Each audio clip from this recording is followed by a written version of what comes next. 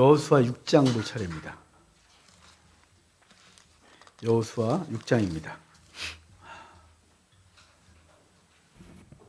여호수아서 다시 전체를 정리하면 24장 돼 있다 그랬죠? 24장 그래서 이사 가는 장이라고. 그다음에 12장 12장 그래서 정복 그리고 분배. 10장 2장 10장 2장. 그래서 10장은 정복 전쟁 얘기, 2장은 정복 전쟁 요약. 또 13장부터 10장은 분배. 그리고 23장 24장은 여호수아의 유언과 죽음이죠. 그리고 앞에 다시 10장을 5장 나눠준다 그랬어요. 그래서 5장은 요단강 건너가는 얘기. 그래서 수탐 도비할 그래서 여호수아에게 격려해주고 2명의 정탐꾼 얘기 있고 도하 얘기고 비석 세우고 할례 행하고 5장 지난주까지 했어요. 오늘은 여가 나기태 그러는데요. 전쟁 얘기예요. 여가 나기태는 뭐냐면요. 여간에서는 아기가 태어나기 힘들다. 여리고성 전투, 아간의 범죄, 아이성 전투, 기브온 사람들의 과의 언약, 그리고 태양을 멈춰라라고 해서 여가 나기태 이렇게 기억을 해요. 몰라도 돼요. 제가 혼자서 그냥 저 혼자 기억하자고 수탐도비할 여가 나기태 막 이렇게 혼자 외웠던 것들이라서 하여간 근데 6장부터가 여가 나기태예요. 여가 나기태 여리고성 전투부터 볼게요. 여리고성 전쟁 앞에 뭔 얘기가 있었는지 기억하시죠? 여호수아가 여호와의 군대 장관을 만나는 장면이에요. 그래서 여호와의 군대 장관이 칼을 빼들고 서 있고 너 누구야? 적이야? 아군이야? 이렇게 물었죠. 그럴 때 여호와의 군대 장관이 아니야. 난 여호와의 군대 장관이야. 이 말은 네 편도 아니고 네 편도 아니고 적 편도 아니야. 나는 여호와의 편이야. 그러니까 나를 네 편되게 하지 마. 우리는 이게 그래서 우리 기도 제목이 내 편되게 해달라고 기도한다 그랬잖아요. 사실 우리는 기도가 주의 편되는 거예요. 그래서 주의 뜻을 묻고 주의 뜻이 무엇인지 알았다면 내가 그렇게 순종할 수 있는 힘을 달라는 게 우리의 기도여야 하거든요. 근데 우리는 주님 편되는 건 관심이 없어요. 내 문제에 주님이 내 편돼서 해결해 주시는 거면 관심이 있죠. 그러니까 늘 자기 중심이에요.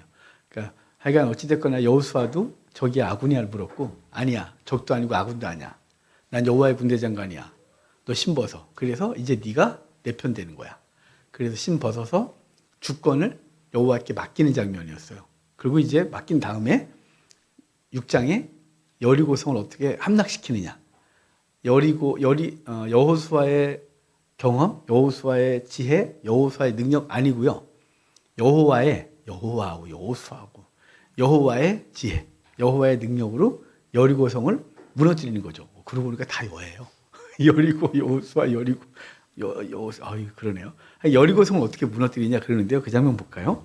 6장 1절부터 잠깐 볼게요. 이스라엘 자손들로 말미암아 여리고는 굳게 닫혔고 출입하는 자가 없었다. 이 말은요. 고대 때 전투가 평야전 했다 그랬잖아요. 평야라네. 그 들판을 깨끗하게 치운다고. 다 불지르고 들어간다 그랬죠. 그건 이제 성을 지켜야 될 사람들 입장에서는 그건 아깝지만 어쩔 수가 없었어요. 그래서 대적들이 와서 먹을 거, 그 다음에 싣고 다 불질러 버리는 거예요. 그래서 거기서 오래 머물지 못하도록. 그래야 갈 거니까요. 그리고 모든 먹을 것이나 이런 걸 다 성 안으로 갖고 들어가는 상태죠. 문 다 걸어 잠근 거예요. 그래서 누구도 출입하지 않는 상황. 이게 이제 여리고성 상황이죠.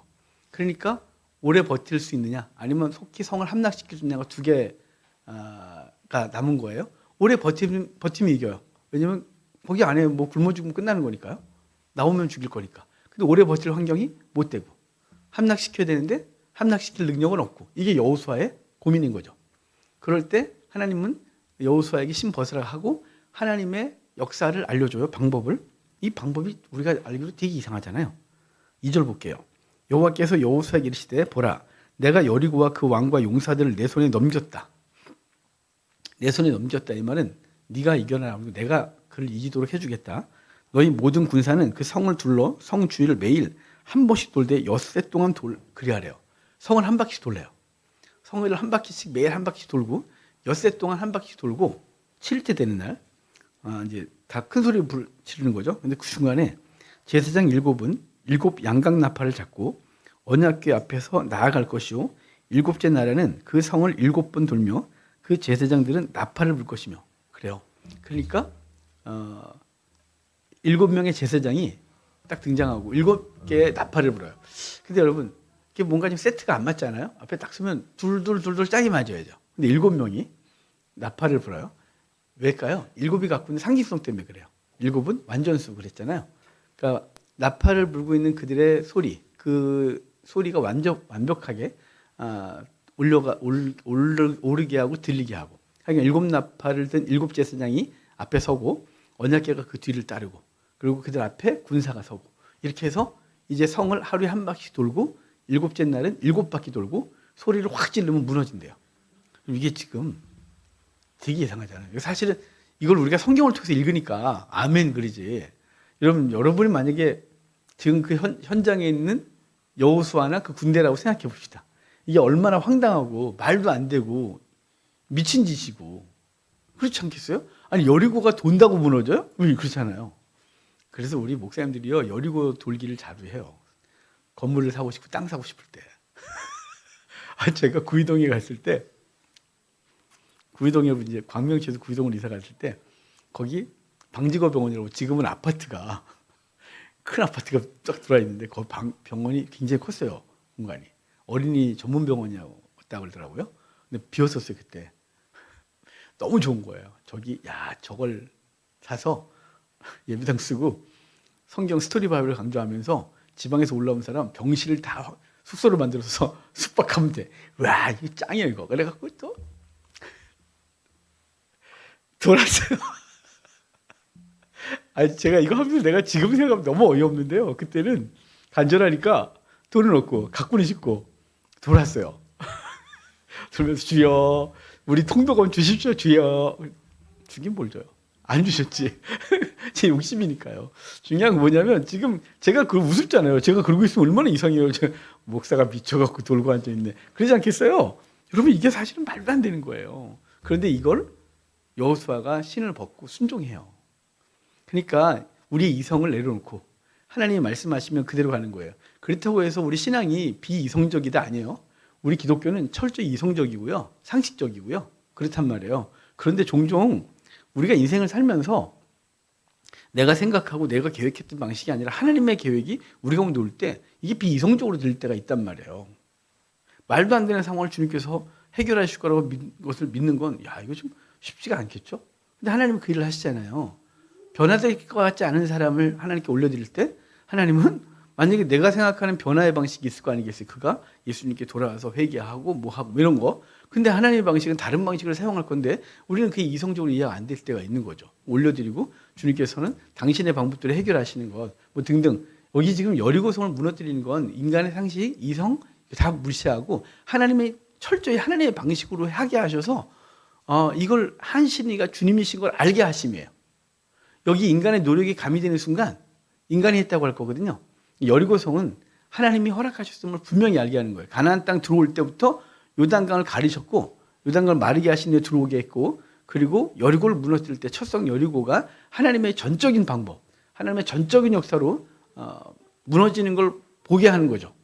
그리고 점점점 조금씩 어떤 상황이 벌어지냐면 그들이 칼을 들고 싸우는 일이 벌어질 거예요.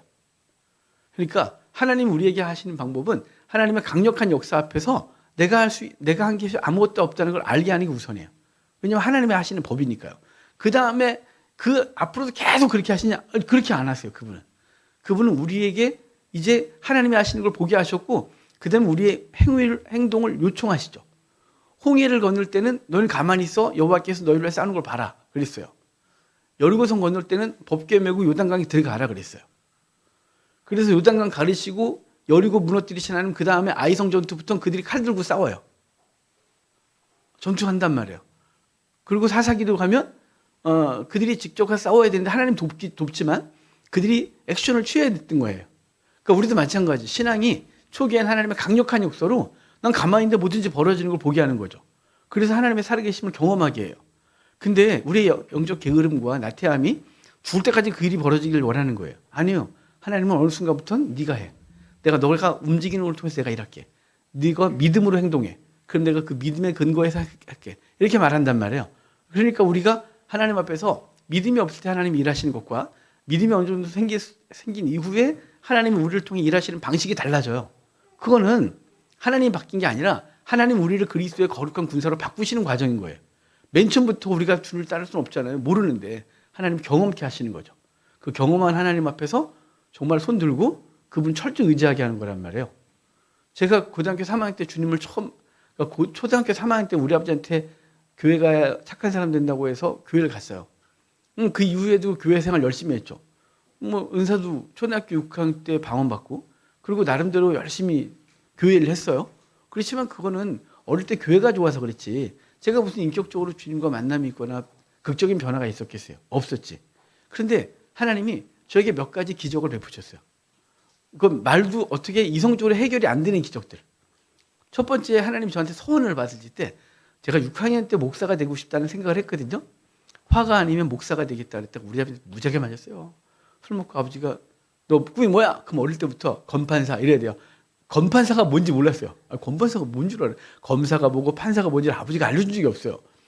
어릴 때부터 아예 그냥 조그말 때부터 너 꿈이 뭐야? 그럼 검판사 이렇게 가르쳤어요. 세뇌시켰어요. 검판사 그랬는데 초등학교 6학년 때 딱 됐는데 그때 이제 제 이성이 깨어나서 목사가 되고 싶고 화가가 되고 싶은 거예요. 그래서 아버지한테 근데 처음 용기를 내서 화가 아니면 목사 그랬다가 그냥 무지만 있어요. 이 새끼가 거지 같은 것만 한다고. 그리고 그날 되게 맞았던 기억이 있어요. 그리고 이제 고등학교 갈 때 우리 아버지가 학교 선생님 부르니까 가서 이 학교 가야 돼요.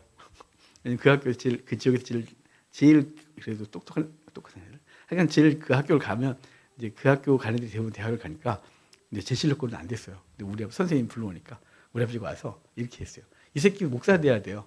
이 학교 가야 돼요. 그래서 우리 아버지가 그때 그 말을 저를 때리면서도 마음속에 품고 있다는 걸 그때 처음 알았어요.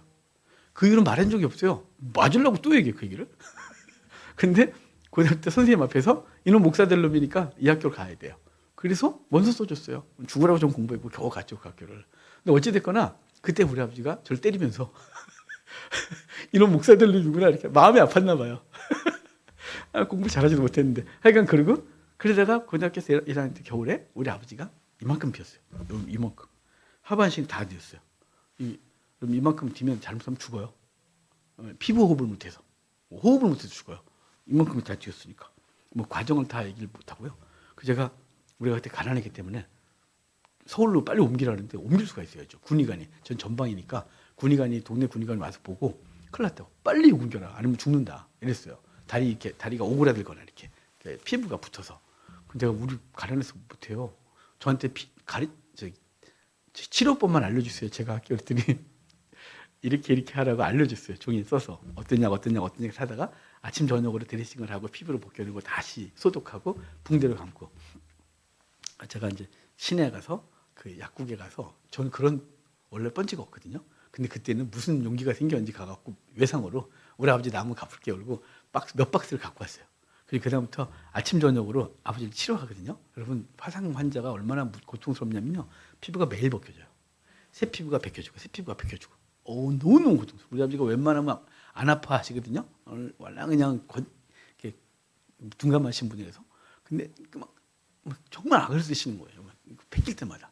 근데 제가 하고 약을 바르고 근데 붕대를 감고 학교 갔다 와서 또 이제 한 번 또 하고 하루에 2번을 그걸 해요. 근데 하면서 하나님 앞에 서원 기도했어요. 서원. 2개. 하나님, 우리 아버지가 이 고통에서 벗어나면 목사 될게요. 우리 아버지 다리 안 오그라들면 목사 될게요. 그래서 서원을 했어요. 그리고 한 2달 정도 지났어요. 그걸 계속 매일 아침에 기도하고 저녁에 기도하고 치료하면서 그다음에 이제 우리 아버지가 잘 때 어릴 때 부실학교에서 손 놓고 기도하면 난다 그래서 우리 아버지 건들부터 깨니까 이불 끝에 이렇게 손 대고 그걸 또 서원 기도를 하는 거죠. 하나님, 저 목사 될게요. 목사 될 테니까 우리 아버지 나 치료해줘요. 그런데요, 정말 기적 같은 일이 벌어졌죠. 여기가 근데 화상 흔적이라도 있어야 되잖아요. 흔적이 하나도 없어요. 그냥 아기 피부처럼 깨끗이 났어요. 그리고 당연히 고통 없죠. 그리고 그때 목사 돼야 되는구나 이렇게 알았죠. 그때가 이제 잠시 방황을 했고 고등학교 3학년 때는 엄청나게 방황했어요. 저희 가정사를 다 말씀드리면 골치 아프니까. 그러다가 이제 제가 경찰서에 왔다 갔다 할 텐데 목사님 저를 데리고 여름 수련회를 가셨어요. 경찰서에서 얘기를 하고 책임지겠다 그러고 그래서 기도원 가서 첫날 하나님 앞에 이렇게 기도했어요. 하나님 살아계십니까? 살아계시면 나 좀 바꿔줘요. 내 미래가 너무 무서워요. 욕도 너무 잘했고 그때는 이제 나쁜 짓, 그러니까 중고생들이 하는 나쁜 짓 있잖아요. 좀 일일이 말하면 창피해서. 그러니까 우리 아버지보다 더 나쁜 사람이 될 것 같아요. 제가 이렇게 싫어하는 우리 아버지, 내가 그거보다 더 나쁜 놈이 될 것 같아요. 저는 맨날 교도소를 들락거릴 것 같고 제 인생은 정말 상상할 수 없는 끔찍한 놈이 될 것 같아요. 하나님 살아계시면 날 좀 만나줘 이렇게 기도했어요. 울면서. 여러분 하나님은 그런 기도 되게 행복해하세요. 제가 보기에. 그래 너 만나고 싶어 나? 그래서 그날 만나주셨어요. 그래서 제 입에서 그날 방언을 초등학교 6학년 때부터 했으니까 그날 방언 기도하면서 막 뛰었죠. 막. 그리고 남들 다 끝나고 집에 갔는데 이제 다 숙소로 갔는데 저 혼자 그 큰 예배당 혼자서 막 그러고 기도하고 있었어요. 그리고 이제 그 다음날 3박 4일 끝나는데 제가 어떻게 변했는지 몰랐습니다. 전 몰랐어요 그때까지. 제 입에서 왜냐면 기도원에서 욕할 일 없잖아요. 수련회 와서 그 끝나고 돌아오자마자 목사님한테 말씀드려서 목사님 저 학생회 설교할게요. 그래서 토요일 날 학생회가 없었는데 학생회 조직할게요. 조직하고 설교를 허락받고 그때부터 설교를 했어요. 오자마자 제 입에서 욕이 사라진 걸 어느 날 알았어요. 몰랐어요. 왜 내가 욕을 안 하고 있다는 걸 어느 순간 딱 깨달았어요. 제가 욕을 정말 잘했어요. 명사, 동사, 접속사 다 욕, 형용사 욕. 그 있잖아요. 우리 욕 잘하는 애들 막 놀고 다녔으니까요. 근데 욕 싹 사라졌어요. 그리고 제 숙기 없는 제가 학생을 조직하고 1부, 2부, 3부까지 다 인도하고 밤늦게 아이들 집에 다 데려다 주고 그리고 이제 월요일부터 나머지 시간은 딱 100일 남았더라고요. 방황했던 시간 다 끝나고 더 이상 이 실력으로는 이 내신은 대학 못 가라고 하는 절망적인 소식을 들었지만 뭐 어떡하겠어요. 하나님 앞에 다시 서야죠. 그래서 코피 쏟으면서 100일을 공부했어요. 100일 동안 암기 과목 중심으로 열심히 했어요. 비록 시험 망쳐갖고 제가 원하는 대학을 못 갔지만 그러고 와서 인생이 바뀌었죠. 하나님께서요. 극단적 변화를 일으키세요. 무슨 얘기를 할 거냐면 제가 그렇게 바뀌었다면 사람들이 믿을까 싶기도 해요. 우리 아버지 가서 벗겨보아야 되는데 사람들 아버지 팬티만 입고 서봐요 이래야 되는데 이만큼 화성을 다 입었었는데 싹 깨끗이 났어요. 제가 그렇게 방황하고 욕잘하고 절망적이고 그래서 가끔 고향 친구 만나면 네가 목사야 인마 이런 애들이 있어요. 네가 깜짝 놀라는 거죠. 왜냐면 그 변화 과정을 몰랐던 친구들이요. 고3 때 제가 하나님 만나고 그 한 학기 만에 일단 제가 바뀐 걸 그때 이후에는 고향에 가본 적이 없으니까 가끔 이제 정례가 있어서 친구 부모님 돌아가시다면 반드시 가거든요. 그럼 가면 만나잖아요.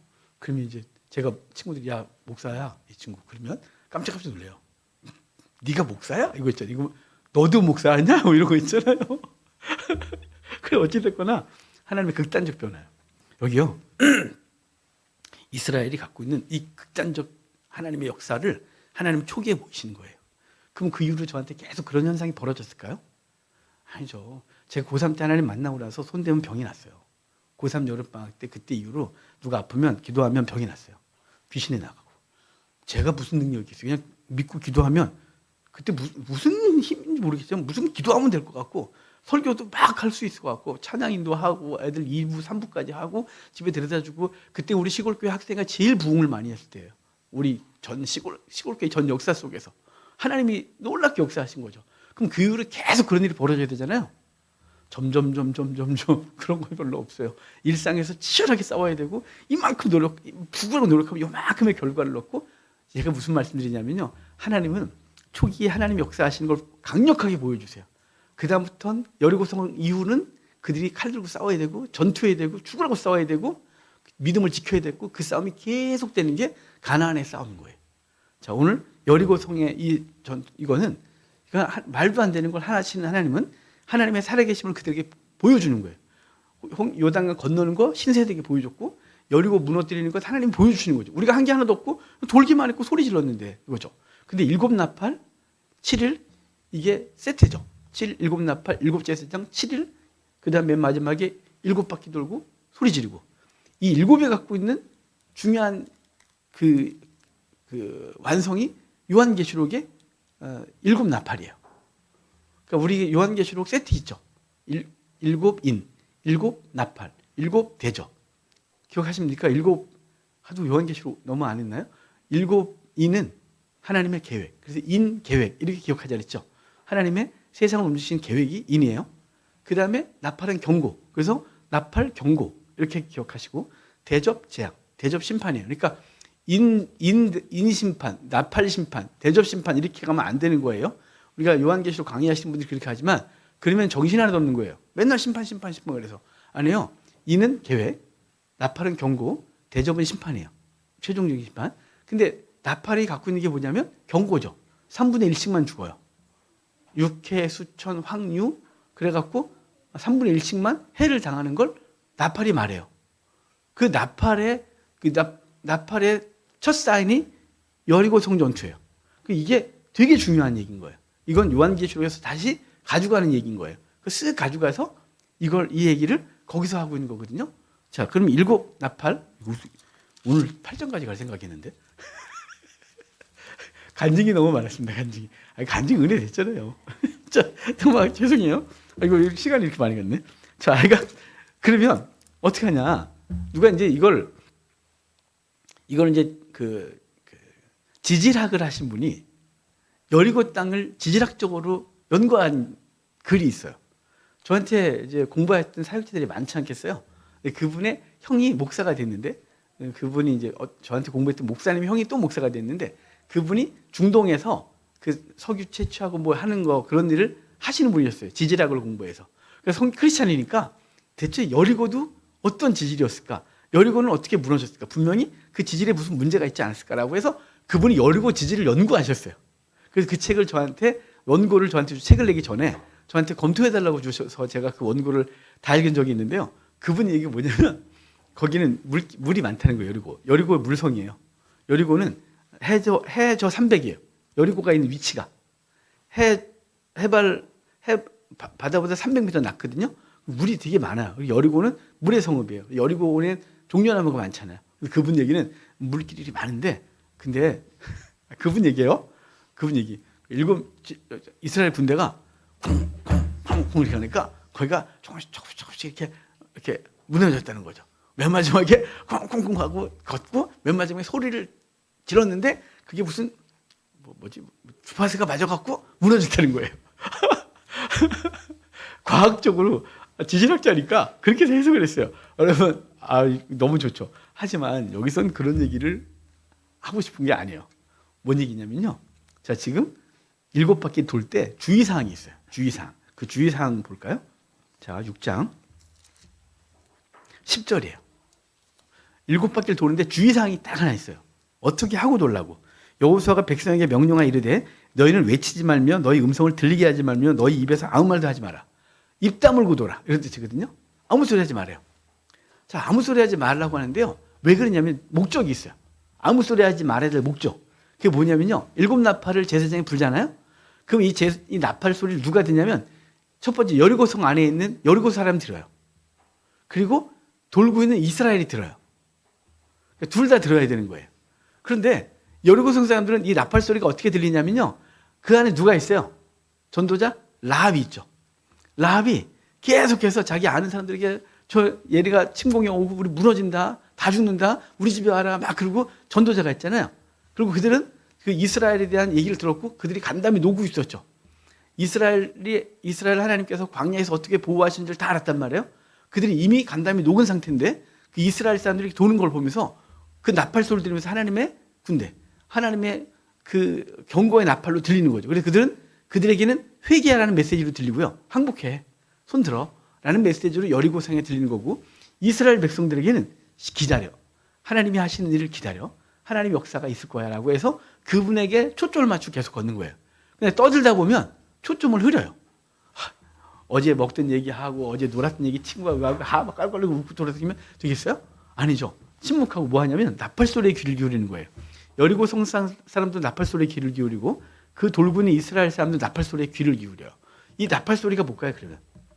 이 나팔 소리는 계속해서 하나님의 말씀이 이 시대를 향하여 심판과 회개의 메시지를 계속 준단 말이에요. 근데 이 소리에 귀를 기울여야 되는데 우리는 그 하나님의 말씀에 귀를 기울이는 것에 되게 약해요. 안 들어요. 성경을 그렇게 안 들어요. 그러니까 이 기근은 말씀을 못 들은 기근이거든요. 이 시대 기근이. 그럼 우리가 무작위 들어요, 목사님. 무슨 소리예요? 유튜브 엄청 나오고, 뭐 성경 말씀 하루에 한두 번씩 읽고, 설교도 무지 듣고, 막 라디오만 틀고, 유튜브만 틀고, 목사님 설교 무지 들어요. 그러는데요. 여러분, 그게 듣는 게 아니에요. 듣는 건 뭐냐면요. 하나님의 말씀이 들리면, 뭐까지 가는 거냐면, 샤마, 듣다 이 말은, 쉐마 이스라엘 그러죠. 이게 이제, 쉐마는 이제 변형이고, 샤마 그래요. 그 샤마는 뭐냐면, 이거를 듣고 순종까지 가는 거예요. 그게 듣는다, 이 뜻이에요. 우리 그러잖아요. 말 안 듣는 애한테 말 되게 안 들어. 그러잖아요. 걔 이거 들었거든요. 근데 뭘 안 들어요. 귀가 먼 것도 아닌데. 뭐가 없는 거예요? 따르지 않는 거예요. 그 말대로 순종하지 않는 걸 안 듣는다 그래. 우리 표현도. 그 쉐마가 그런 뜻이에요. 쉐마를 들어라 이 말은요. 여기서 듣고 끝나는 게 아니라 가슴이 우고 손발 움직여 행동을 하는 걸 쉐마 그러는 거예요. 거기까지 가는 거죠. 근데 우리에게 하나님의 말씀이 들려지는데요. 이것만 울려요. 이것만 울리고 여기서 잠깐 머물다가 사라져요. 이게 우리를 안 움직여요. 뇌를 움직이고 막 행동까지 가야 되는데 안 움직여. 그래가지고 매일 말씀을 듣긴 하는데 성경을 읽는 것을 만족하는 거예요. 나 몇 번 읽었다. 나 얼마 읽었다. 이게 만족인 거죠. 그럼 그게 무슨 가치가 있어요? 그래서 성경 읽는 방식이 몇 가지가 있거든요. 정독, 다독. 그렇잖아요. 정독을 해요. 이렇게 꼼꼼하게. 그 다음에 다독을 하면 그 흐름을 잡아요. 흐름이 잡혀요. 정독을 해야 또 구체적인 내용을 알아요. 이게 그러면서 하나님 말씀 우리 속에 들리고 그래야 삶이 바뀌는데 이게 결국 이제 그 말씀을 자기 것으로 받아들여 어떻게 할까요, 주여? 라고 하나님께 그 힘을 구하고 그 삶을 움직여야 되는데 그 정독, 다독도 여기서만 멈추면 여기까지 안 내려오면 삶이 변화가 없는 거예요.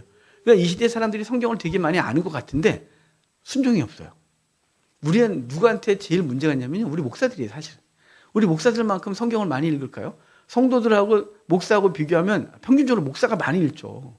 방법이 없잖아요. 우리 밥줄인데. 그리고 열심히 해야죠. 저 열심히 읽어요. 열심히 읽고 열심히 준비하고 열심히 가르쳐요. 아까 우리 이갑조 성도님 얘기하는데 저번 주에 누가 얘기를 해도 우리 목사님 10번 설교한다. 뭔 소리예요? 했더니 주일 월요일 월화 수 목 금 새벽 설교 5번, 주일 오전 오후 수 금, 그다음에 주일 월요일 날 저녁 강좌. 교회에서 10번 그러고 보니까 10번 하더라고요, 제가. 교회에서만. 그러면 그거 대충 준비하는 거 아니에요, 저.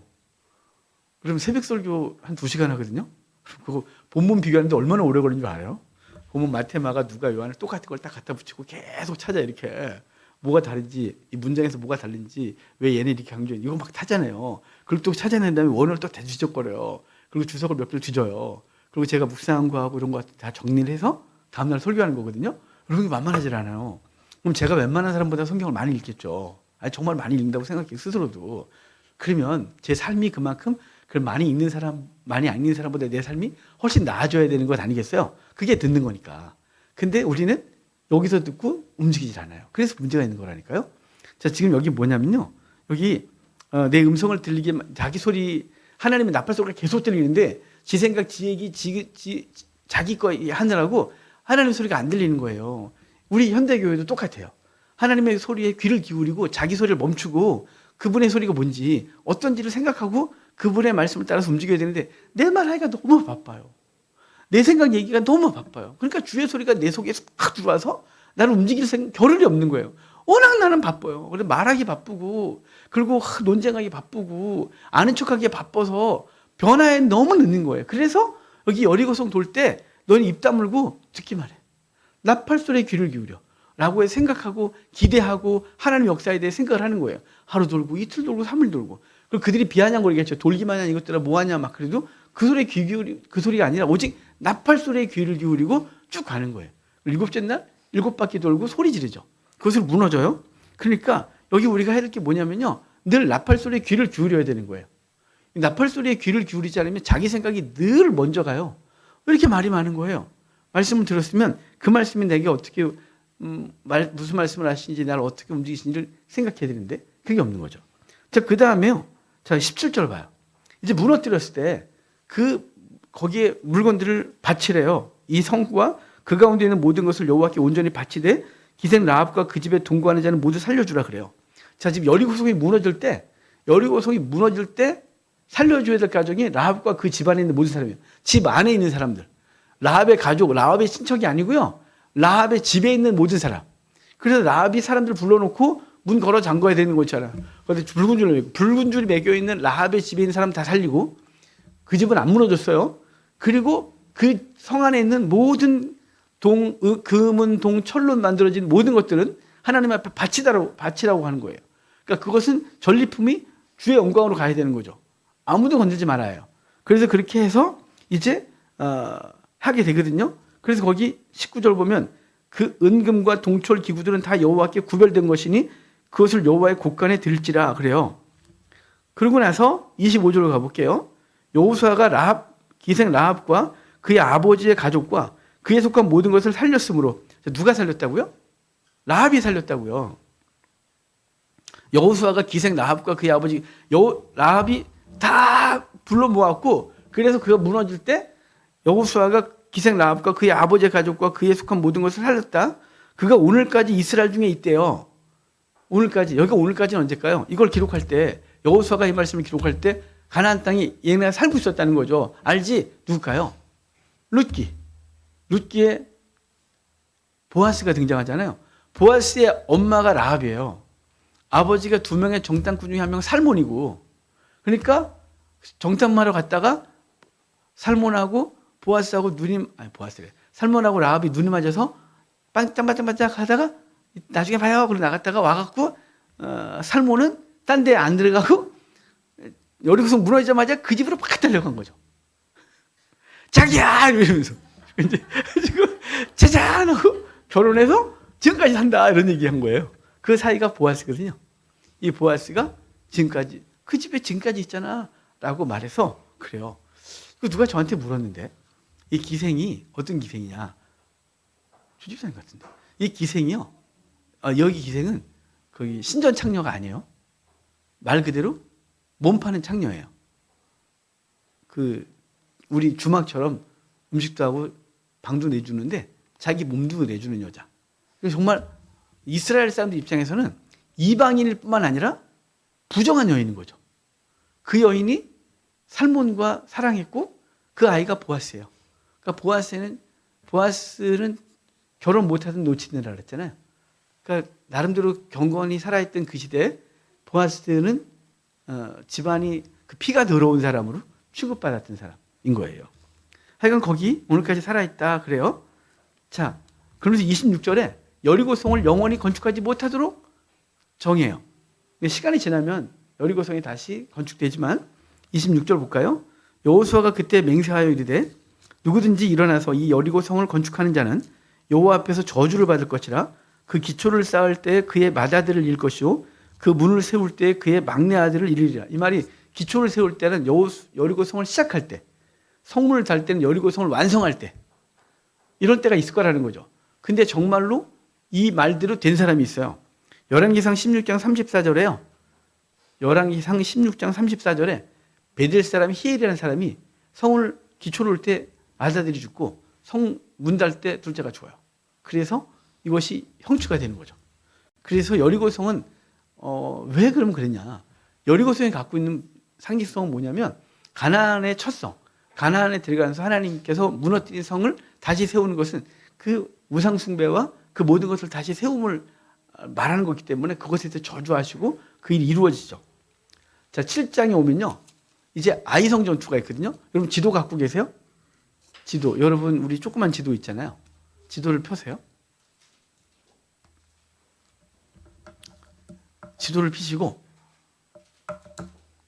가끔요 저한테 전화 와서 이 지도 좀 팔려고 하는 사람이 있어요. 왜냐면 듣긴 했는데 뭔 지도야. 그 도표 염도표 그건 또 뭐야? 막 이런 거 있어. 우린 다 갖고 있지만 그래서 그것만 따로 사시는 분이 있어요. 보내달라고 답답해서. 자, 지도 펴시고 예루살렘으로 가요. 여러분 눈이 예루살렘 가셨어요? 핑크빛 도시 예루살렘 위에 올라가면 베델 있죠. 기브와 위에 베델. 베델 찾으셨어요? 한 2cm 위에 있을 것 같아요. 약 베델 빨간 점. 베델에서 동쪽으로 살짝 눈을 돌리세요. 그러니까 여리고 요단강 쪽으로 한 1cm 채 안 되는 거리에 뭐가 있어요? 아이. 그죠? 지금 그 아이. 근데 이 아이는요, 조그만 성이에요. 아이라는 뜻이 뭐냐면 황폐한 작은 성읍이라는 뜻이에요. 이름이 왜 그런지 모르겠어요. 황폐한 작은 성읍. 그러니까 그 땅이 베델이 산 정상이고 그 능선 정상이고 여리고 쪽으로 내려가면서 뭐가 안 온다고요? 비가 안 온다고요. 그래서 거기를 광야라 그래요. 비구름이 지중해에서 오다가 베델,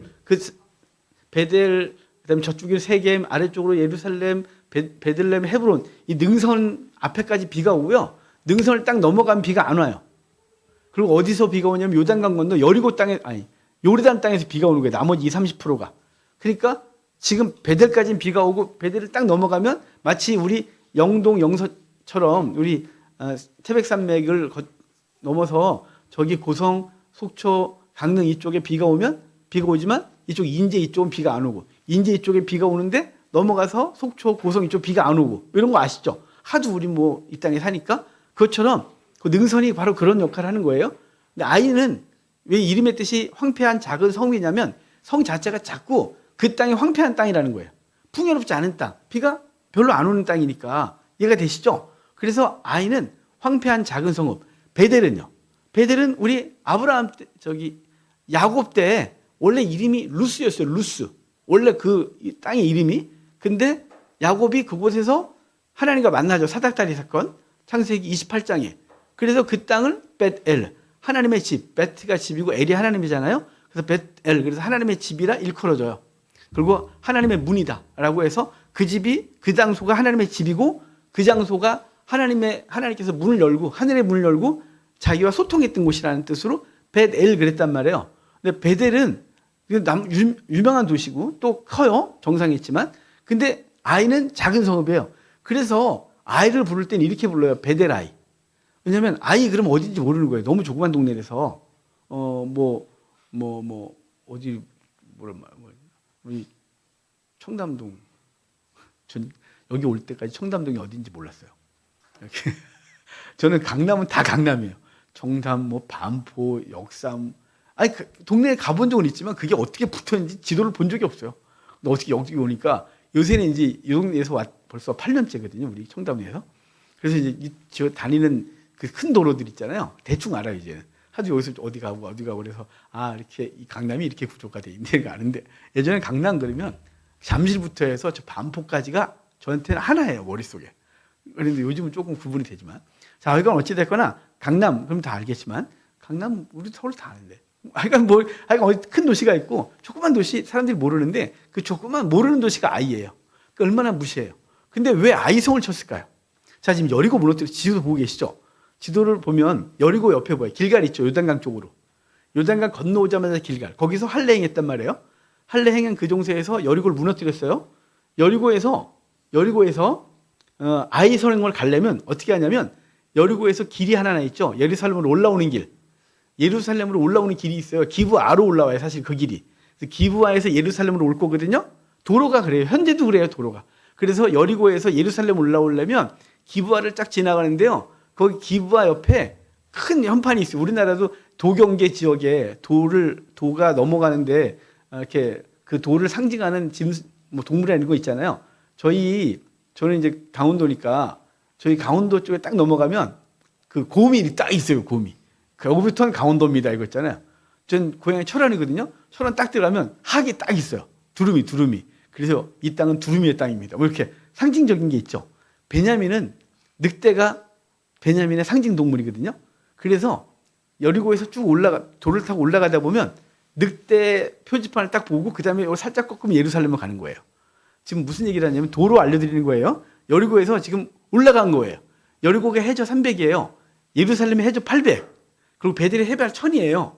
근데 올라가서 방향을 어디 틀었냐면 저기 기브아가 나중에 사울의 고향이죠. 기브아에서 지금 라마 거쳐서 베델로 올라가고 있는 거예요. 근데 베델로 올라가려니까 베델을 무너뜨리니까 베델이 너무 커. 베델을 무너뜨리고 싶지 않은 거죠. 그래서 베델 옆에 있는 아이를 치고 어디로 갈 거냐면 세겜으로 가는 거예요. 자, 베델 위쪽에 가면 실로 위에 세겜. 찾으셨어요? 지도에? 우리가 다 아는 도시들이에요. 성경에 등장하는 거. 그래서 기브아, 라마, 베델, 그 다음에 신라가 아니고요. 실로. 그 다음에 그 위에 세겜에서 도로를 타고 또 쭉 안쪽으로, 그러니까 이스라엘 평야로 가면 사마리아가 나오죠. 사마리아에서 위쪽으로 올라가면 이스라엘 평야 나오는 거예요. 자, 그게 지금 우리가 자주 보는 지도들이에요. 그럼 왜 여리고 이스라엘 백성들은 왜 아이성 먼저 치고 그 다음에 아이성을 쳤냐? 이 방향성을 알아야 돼요. 아이성을 친 이유는요, 목적지가 세겜이기 때문에 그래요. 세겜. 그래서 우리 이제 오늘 어찌됐거나 8장까지 볼 거거든요. 자, 8장 30절 먼저 봐요. 중간에 얘기는 아주 간단한 얘기니까 좀 남겨두고, 복잡한 얘기 별로 없어요. 근데 되게 길게 썼어요. 간단하게 썼으면 좋을 걸. 자, 30절부터 35절까지인데요. 30절만 볼게요. 그때 여호수아가 이스라엘의 하나님 여호와를 위하여 에발산에 한 제단을 쌓고. 자, 왜 세겜에 가면 산이 두 개가 있어요. 세겜에. 여러분 언젠가 갑시다 우리. 요새 누가 갔더라고. 전쟁 중인데. 제 카톡 창에 저한테 공부하신 분들이 한 500여 명 되시거든요. 근데 그 중에 목사님들, 사모님들 많아요. 근데 한 목사님이 가서 푸타를 이스라엘 쪽 사진을 막 올려놓은 거예요. 그래서 이 장반이 지금 갔네? 그랬어요. 지금 이제 거기 가서 막 찍고 있는 거죠. 여기서 찍고 저기서 찍고 어디 가고 다 맨날 간 데가 똑같아요. 보면 딱 알아요, 그냥. 그런데 거기 가시더라고요. 내가 어이구야, 용도 좋다. 그랬는데 하여간 지금 가면 쌀 것 같은데, 전쟁통이라서. 근데 저는 지금 갈 생각은 없고요. 나중에 한번 한 20명 정도가 모일 수 있으면 비싸요, 요새. 진짜 비싸졌어요. 한 500만 원 넘어요. 너무 비싸졌어요.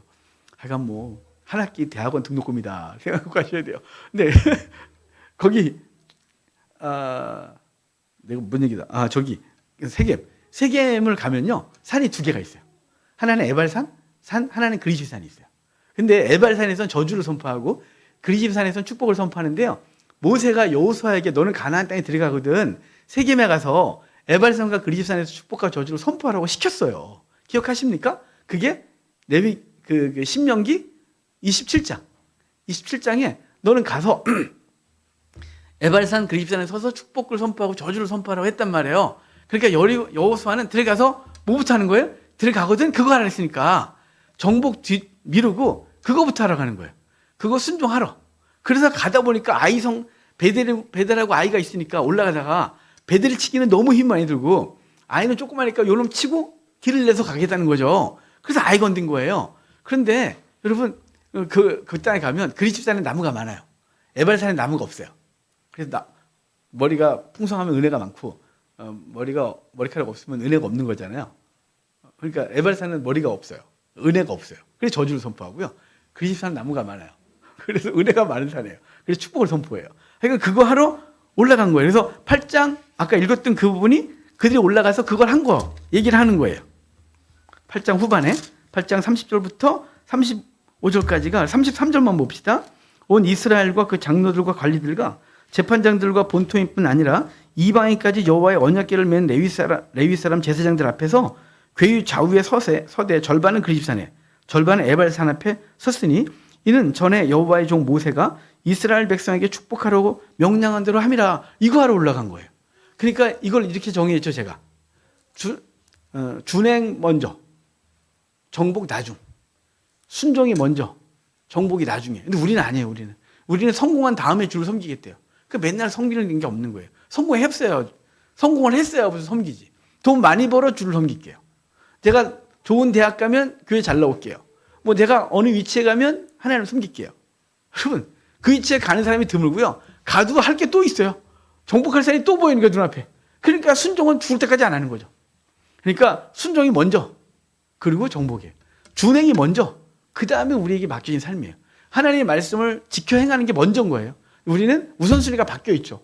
우리는 마치 내가 성공하면 하나님 영광 받을 거라고 생각하지만 아니, 하나님의 영광을 스스로 취하는 분이세요. 내가 성공했다고 하나님 영광 받는 분이 아니라 하나님이 영광스러우시고 그분이 우리를 성공시키는 거죠. 내가 성공해서 영광 받는 게 아니에요. 우리는 어찌됐거나 그림에도 불구하고 뭐가 잘 되면 하나님께 영광이에요. 이렇게 말하는 건 할렐루야예요. 하지만 하나님은 스스로 영광을 취하는 분이라 우리의 성공이 하나님 앞에 대단한 게 아니에요. 근데 우리 자꾸만 내가 성공해서 하나님께 영광 돌리게 하지만 성공 죽을 때까지 못할 건데 또 성공해도 앞에 또 다른 성공의 목표가 생기는 바람에 섬기지 않아요. 그러니까 오늘 내게 주어진 일상 속에서 내가 할 수 있는 만큼의 섬김과 순종을 행하는 거예요.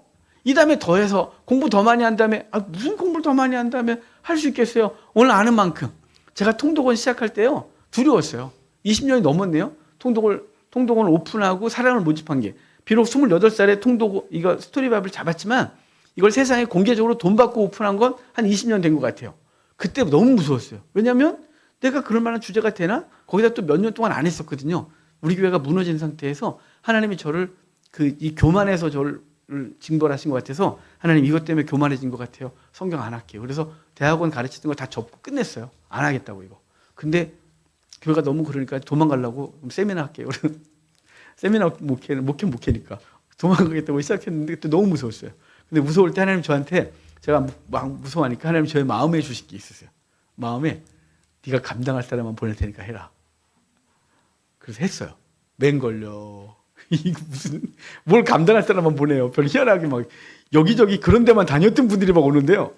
저보다 더 많이 하는 거 있죠. 죽는 줄 알았어요. 저. 그때부터 공부를 무지하게 했습니다. 이제 지금 이제 내년에 설교자를 위한 설교 아카데미를 열 거거든요. 내년 1월 달부터. 너무 무서워요. 그것도. 그래서 3시간을 하는데 광고를 하면 3시간 하는데 1시간은 복음서 비교를 통해서 복음서 설교하는 법을 1시간은 역사서를 통해서 역사나 모세오경 여기서 어떻게 번역본 비교와 원문 비교하면서 어떻게 하나님 말씀을 끄집어내고 설교하는지 그 다음에 한 타임은 선지서를 가지고서 어떻게 선지서에서 하나님 말씀을 끄집어내고 이 시대에 적용하는지 뭐 이런 것들 3타임 갖고 할 건데요. 무서워요. 근데 요새 자꾸 여기저기서 보이는 글들이 뭐냐면 생각만 하면 아무것도 없다. 뭐 움직여야 결과를 맺는다. 뭐 이런 것들 있잖아요. 저 그런 글이 자꾸 눈에 떠요. 그래서 할게요. 무섭지만 할게요.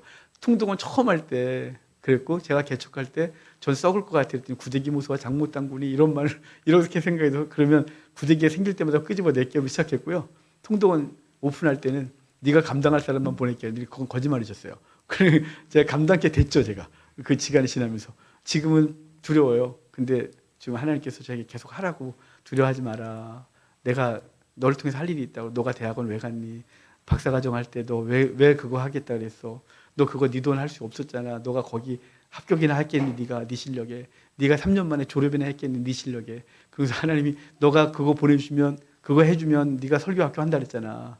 그러니까 빨리 해라고 해서 마음이 요새 계속 아주 부담스러워 죽을 것 같아요. 그래서 내년에 오픈할 거예요. 그래서 강단을 바꾸겠습니다. 하여튼 첫 번째 순종을 내년에 할 건데 누가 올지 모르겠어요. 한 명이 오면 한 명 하고 그럴 건데요. 하여간 무슨 얘기를 하냐면 하나님께서는 우리에게 그 순종하길 원하세요. 내가 더 한다며요. 더 공부 더 하고 제가 완벽해진 다음에 그걸 할게요는 불가능한 거고요.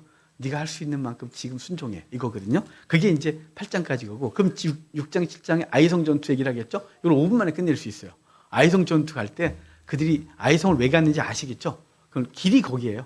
아이성을 통과해야만 세겜에 갈 수 있는 거예요. 순종하러.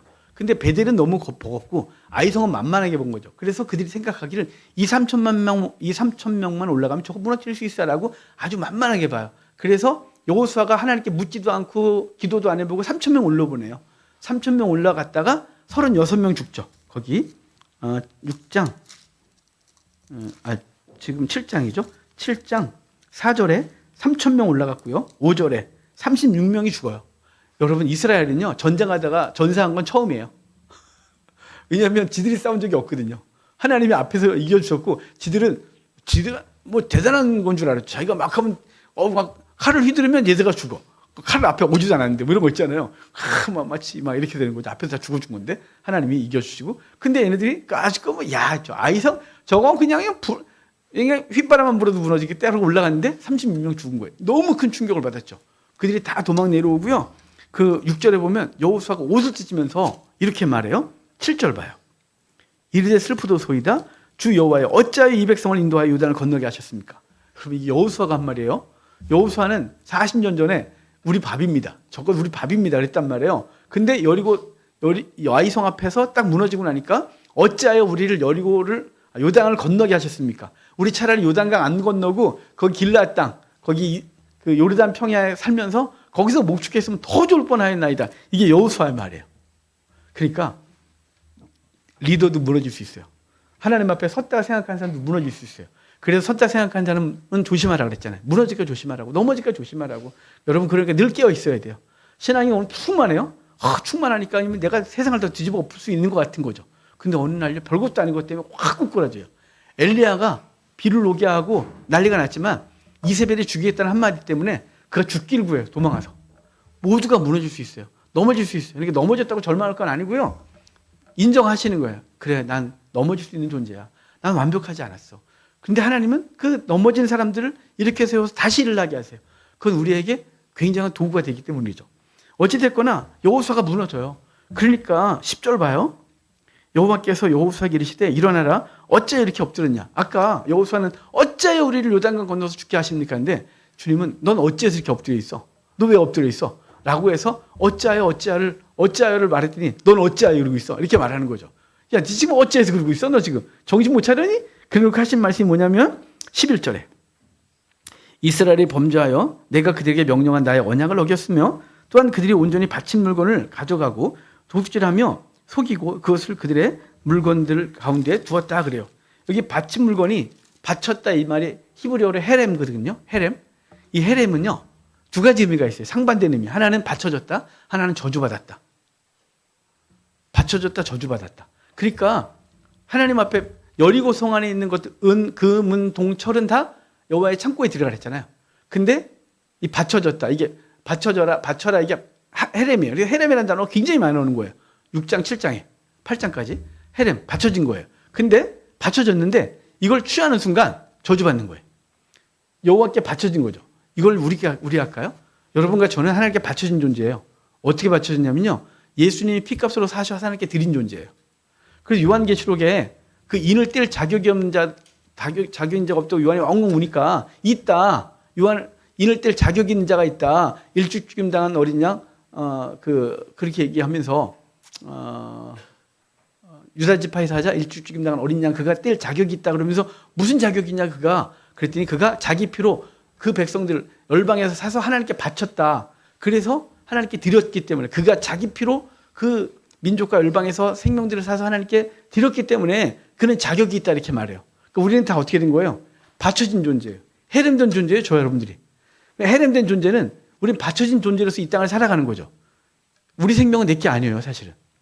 내가 내 주관 갖고 오늘을 살아가는 것 같지만 하나님이 나를 예수 그리스도의 피값으로 사서 주님이 사서 당신의 피값으로 사서 하나님께 바쳐진 존재, 헤렘된 존재예요. 근데 헤렘된 존재들이 자기를 위하여 산다면 헤렘이 하나님께 바쳐졌잖아요. 근데 그걸 지 인생 지건 줄 알고 지가 사용하면 그가 어떻게 된 거예요? 저주받은 존재가 되는 거죠. 그렇다고 지옥 간다는 게 아니고 하나님의 징계 가운데 있는 거죠. 그러니까 우리는 하나님께 바쳐졌기 때문에 우리의 재능, 우리의 시간, 우리의 이 모든 것들이 하나님을 위하여 쓰여야 되는 거죠. 그분의 창고에 드려지고 그분의 영광을 위하여. 그런데 우리는 그게 내 거라고 생각해서 내 마음대로 쓰는 거죠. 그게 헤렘의 반대 의미 저주받았다. 이게 되는 거예요. 여러분, 저 여러분이 헤렘 됐음을 기억하십시오. 그래서 그거 찾아내지 않으면 너와 함께 안 해. 그래서 쭉 뽑으니까 아간이 나오죠. 우리 16절부터 해서 쭉 해서 결과가 18절에 아간이 뽑혔다 그래요. 유다 지파거든요. 유다 지파에서 아간이 뽑히는 거예요. 그 아간이 이제 뽑혔고 아간한테 뭔 짓 했어? 그랬더니 금, 은하고 그 신할산 외투를 숨겼대요. 신할산 외투는요. 금실로 짠 옷이라 그러거든요. 벌당 1억이 넘을 거래요. 학자들은. 어마어마한 걸 본 거죠. 명품 샵에 들어갔다가 금실로 짠 옷을 본 거죠. 이게 뭐야? 그래서 많이 들었는데 이거 하나 정도 뭐 까짓 거. 그래서 숨겨놨다가 걸려서 그래서 이제 걸렸고 그래서 금은하고 그다음에 신할산 외투를 갖고 가고 그리고 아간과 그 온 가족들이 다 끌려 나와서 민족에게 돌을 맞고 불질름을 당하여 죽게 돼요. 그 골짜기를 아골골짜기 그래요. 24절 후반에. 그래서 아골골짜기 그러는데요. 이 아골골짜기는 여기 한 번 나오고 두 번 더 나올 거예요. 다 회복과 관련돼서. 심판받은 곳을 아골골짜기. 그곳에서 하나님이 그 백성을 회복시키는 걸 아골골짜기 회복을 얘기를 하는 거거든요. 이사야서 한 번 나오고 호세아서에 한 번 나올 건데 그건 나중에 이제 그때 가서 좀 보도록 합시다. 8장에는요. 이제 회개했잖아요. 다 끝났잖아요. 죄를 바쳐졌던 걸 다시 바쳐졌던 게 저주받았고 그걸 태워서 없애버렸어요. 그래서 하나님과 그 관계가 죄의 관계가 해결됐고 아이성을 함락하는 이야기가 8장이에요. 그들을 유혹해내고 그 성을 불질러서 하나님께 바친 얘기. 그래서 아이성이 바쳐지는 얘기하는 게 이제 8장이고 8장 끝에 그들이 왜 아이성을 무너뜨릴 수밖에 없었냐. 그들은 하나님께서 말씀하신 언약을 준행하는 게 목적이었기 때문에 그 언약을 말씀하신 걸 준행하기 위하여 세겜으로 가다가 그 앞에 그 큰 성은 건들기 힘들고 아이성 작은 걸 치고 그 방향으로 올라가던 그들의 모습을 말씀드렸어요. 그러니까 우리가 오늘 본문에서 우리의 일상, 우리의 삶 속에서 벌어지는 많은 일들을 하나님 앞에 올려드리고 하나님 우리에게 신 벗으라면 벗고 그분이 우리에게 말씀하시는 삶의 방식 그것이 어떤 건지는 각각 있어요. 각자에게 하나님의 성도답게 사는 방식을 알려주시면 그것이 내 이성과 맞지 아니하고 그렇게 살아도 되겠나 세상은 그렇게 사는 게 아닌데 라고 해도 그 말씀을 따라 살고 그리고 하나님께 내가 바쳐졌다는 사실을 기억하고 바쳐진 존재로서는 어떻게 살아야 되는지 늘 기억하고 바쳐진 자의 삶을 살아내며 그리고 우리의 신앙의 방향, 우리의 신앙의 우선순위가 하나님 앞에 준행이 먼저 정복이 나중이라는 사실을 기억하셔야 돼요. 내가 다 이루고 내가 성공한 다음에 내가 뭐 한 다음에 주를 섬기겠다는 여러분 내일은 우리 게 아니기 때문에 그런 얘기 하면 안 되는 거예요. 오늘 걷어가시면 내일이 어디 있어요 우리가. 성공한 다음에 하나님을 섬긴다고요? 거짓말하지 마세요. 성공해도 안 할 거니까 그 사람은. 돈을 벌어도 하나님께 10분도 안 바칠 거니까. 그렇게 안 해요. 우리는 오늘 준행하는 거예요. 오늘 내게 주어진 시간, 오늘 내게 주어진 재물, 오늘 내게 주어진 재능을 하나님 앞에 먼저 드리는 거예요. 그리고 그 정복은 그분이 알아서 하시는 거지 내가 하는 게 아니에요. 그러니까 여러분 오늘 세 가지 생각을 하시고 오늘 또 일주일을 또 승리하는 우리가 되기를 주의 이름으로 축복합니다. 기도하겠습니다.